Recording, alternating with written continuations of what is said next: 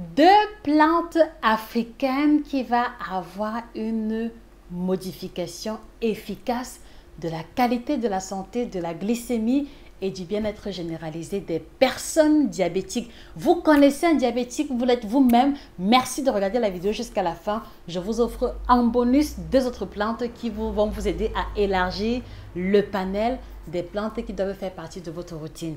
C'est en exclusivité sur Nutrition TV.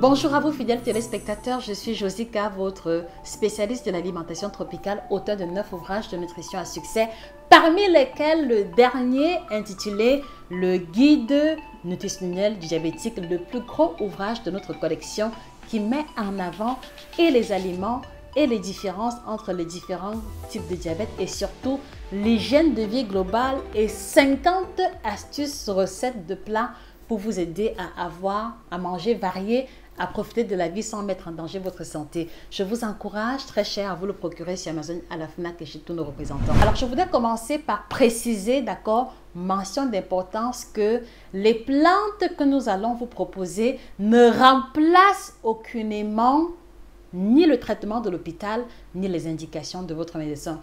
Et donc, par conséquent, si vous êtes diabétique, la première chose que vous devez faire, c'est déjà effectuer un bilan de santé auprès d'un médecin spécialiste, d'accord, pour être certain que vous ne développez pas encore de complications ou que votre statut vous permet de tester les plantes ou alors de tester la pharmacopée traditionnelle. Mention d'importance. La deuxième mention d'importance, c'est que vous devez contrôler très régulièrement votre glycémie pour éviter des pics et surtout pour éviter que l'augmentation élevée et répétitive de votre glycémie n'affecte certains organes tels que votre vue. Donc, je voudrais préciser bien que les plantes sont proposées dans l'optique de se rajouter aux indications du médecin et non pas comme traitement premier ou alors comme indication première à suivre par la personne diabétique. Alors, ceci dit, je voudrais préciser qu'il y a environ 14 types et sous-types de diabète, d'accord, et que les plantes que nous allons présenter concernent essentiellement les personnes qui sont affectées par le diabète de type 1, le diabète de type 2 et éventuellement le diabète de type gestationnel. La propriété principale des plantes ici, c'est qu'elles vont aider numéro 1 à garder la glycémie stable, ce qui est un objectif vraiment très urgent chez les personnes diabétiques. Mais en second lieu, c'est qu'elles vont avoir une valeur ajoutée sur le plan nutritionnel qui fera la différence que la consommation des autres aliments classiques.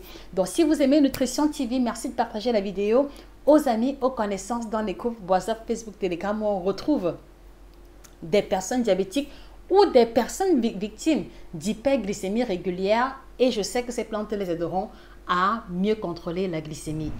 Alors, la première plante en question, je pense que vous la connaissez très bien, il s'agit du bitter leaf, d'accord?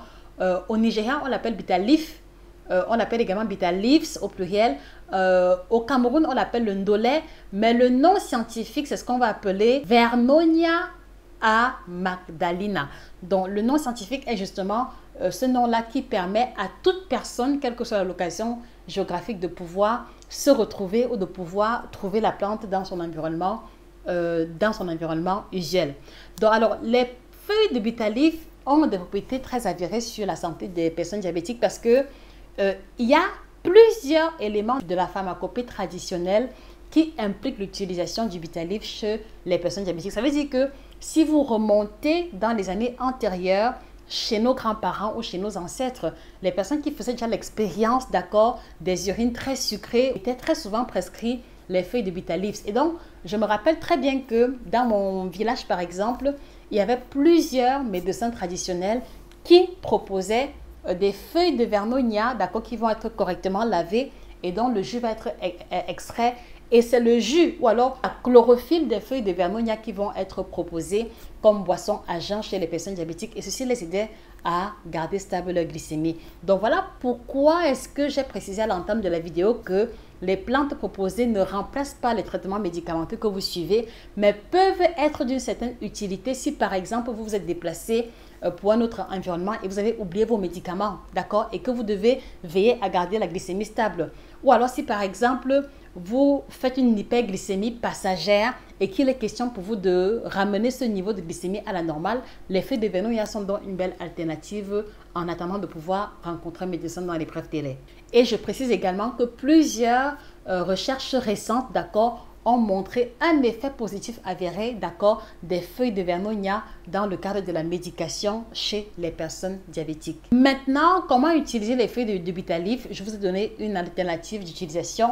Donc, presser le jus des feuilles ou extraire la chlorophylle des feuilles, d'accord, comme boisson que vous allez prendre pour pouvoir diminuer votre glycémie très rapidement. Mais au-delà de la diminution de la glycémie, vous voyez que la chlorophylle de la plante, d'accord, est hautement riche en sels minéraux, en vitamines et en enzymes diverses qui ont des propriétés assez antioxydantes et qui vont ralentir la survenue, d'accord, des complications chez les personnes qui ont une hygiène de vie globale correcte ou qui font l'effort de consommer ce jus-là de façon régulière. Mais au-delà de cela, je voudrais aussi préciser que dans le cadre de votre alimentation, vous pouvez exploiter la consommation des feuilles de Bitalif, d'accord, en les faisant sauter comme on le fait avec les épinards, avec très peu d'huile ou en associant également les graines de courge qui sont également une vraie bombe nutritionnelle au nom de tous les nutriments qu'elle va contenir. Et donc, très chers diabétiques qui m'écoutez, quelles sont les 3 principales difficultés que vous rencontrez au quotidien en tant que diabétique et ce, quelle que soit la catégorie de diabète qui vous a été diagnostiquée? S'il vous plaît, merci de laisser la réponse en commentaire. Nous voulons produire du contenu qui va vous aider à vous édifier, à vous apporter de la valeur et surtout à vous aider à améliorer votre santé à partir des aliments et des gestes simples du quotidien. Donc, je serai heureuse de vous lire en commentaire. Alors, la deuxième plante qui est très intéressante, il s'agit ici des feuilles de taro, de nom scientifique Colocasia esculenta. Je pense que vous connaissez tous, c'est une feuille qui a un peu la forme du trèfle, d'accord, et qui va avoir un apport très intéressant dans l'alimentation ou la routine alimentaire de la personne diabétique. Et je m'en vais vous expliquer pourquoi. Alors, l'élément très intéressant au niveau du Colocasia esculenta, c'est que ces 2 éléments principaux sont hautement exploitables. Ce qui veut dire que la tubercule de taro, d'accord, et ainsi que les feuilles de macabo sont des éléments qui vont être utiles pour la personne diabétique. Alors, au niveau de la tubercule de taro, c'est très intéressant parce que comparé au manioc, comparé au plantain, comparé au pain, comparé aux pâtes, il va avoir un index glycémique beaucoup plus faible que la majeure partie des compléments, que la majeure partie des féculents classiques. Et en cela, c'est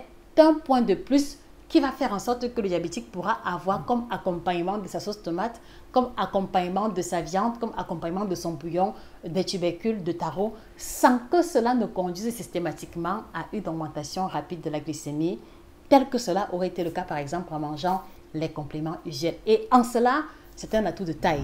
Alors, le deuxième élément, c'est que les feuilles de taro sont particulièrement riches en vitamine de complexe B. Et là, on va voir la vitamine B1 qu'on appelle encore la thiamine. Et la vitamine B1 est une vitamine qui est très importante pour le fonctionnement optimal du cerveau et de la mémoire. Et il faut savoir qu'il y a une catégorie de diabète qu'on appelle le diabète de type 3 qui est un peu appelé diabète d'Alzheimer parce que dans ce diabète-là, on va expérimenter ou on va découvrir que les personnes diagnostiquées ont déjà, d'accord, des troubles de fonctionnement cérébraux qui se rapprochent énormément des mêmes manifestations que les personnes atteintes d'Alzheimer. Donc, ça fait qu'une personne qui est prédisposée à expérimenter le diabète de type 3 parce que ses parents ou ses ancêtres ont été diagnostiqués de cette pathologie-là peut déjà optimiser la prévention en faisant une consommation habituelle, régulière et stratégique des feuilles de taro pour optimiser les apports en vitamines de complexe B1. Alors, au-delà de ça, elle va également contenir la riboflavine qui est la vitamine de complexe B2 qui joue à peu près le même rôle que celui de la vitamine B1. Ces feuilles vont contenir la vitamine C, qui est une vitamine antioxydante qui va lutter contre la fatigue, qui va ralentir la dégradation des tissus et qui est une vitamine antioxydante qui va aussi participer de l'assimilation optimale du fer. Donc, une personne qui mange les feuilles de taro et qui est diabétique, d'accord, et qui a une alimentation globale équilibrée, souffrira beaucoup moins de carences en fer ou d'anémie ou de fatigue qu'une personne diabétique qui ne fait pas attention ou qui ne consomme pas les feuilles de taro. Et la vitamine C associée à la vitamine A que l'on retrouve dans les feuilles de taro va donc aider à prévenir ou à maintenir la vue, en bonne santé, puisque vous le savez, à un certain stade, le diabète attaque malheureusement la rétine, d'accord, et certains nerfs optiques. Et c'est pour ça que si vous implémentez votre alimentation en consommant les aliments riches en vitamine A et en vitamine C et en vitamine de complexe B tels que les feuilles de taro, vous allez pouvoir protéger votre rétine et avoir plus de chances d'avoir une vue en meilleure santé qu'un diabétique classique qui n'aura pas fait attention. Et autre argument d'importance, les feuilles de taro contiennent beaucoup plus de fer que dans le manioc, que dans le riz ou que dans d'autres féculents classiques. Donc voilà en ce qui concerne les feuilles de taro. Alors, chères personnes qui m'écoutez, d'accord, quelles sont les difficultés que vous observez que les personnes diabétiques autour de vous expérimentent? Vous n'êtes peut-être pas diabétique et vous suivez la vidéo. Merci de nous laisser en commentaire les challenges quotidiens que vous rencontrez dans l'accompagnement ou dans le soin de vos parents ou de vos amis ou de vos connaissances qui sont diabétiques. Nous voulons pouvoir vous apporter du contenu en direction.